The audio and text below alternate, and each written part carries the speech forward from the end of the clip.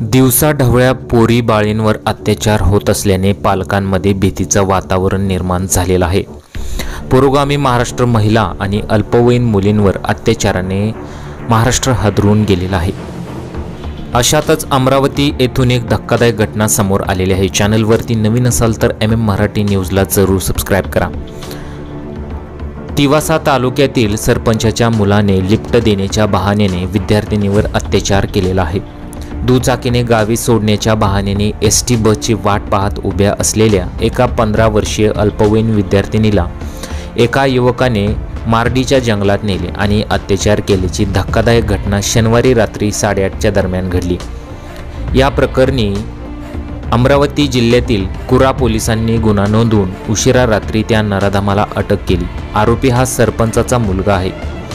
पीडिता ही अमरावती येथील शाळेत 9वी मध्ये शिकत आहे। दररोज एसटी बसने ये-जा करते। शनिवारी सायंकाळी ती स्टँडवर एसटीची वाट पाहत उभी होती। याच दरम्यान अमरावती येथील आलेल्या सरपंच पुत्राने गावाच्या वाटेवर तिला हेरले। त्याने तिला गावी सोडण्यासाठी दुचाकीवर लिफ्ट देतो म्हणाला, तेव्हा विद्यार्थिनीने सुरुवातीला नकार दिला। त्यानंतर तिने मोबाईलवरून कुटुंबियांना त्याच्यासोबत घरी येत असल्याची माहिती दिली। मात्र गावापासून अवघ्या काही अंतरावर आरोपीने अचानक दुचाकी जंगलाच्या दिशेने वळवली। तो तिला गावाच्या मार्गातील जंगलात घेऊन गेला आणि तिथे तिच्यावर अत्याचार केला। हे प्रकरण उजेडात येताच पोलिसांनी आरोपी सरपंचाच्या मुलाला अटक केलेली आहे।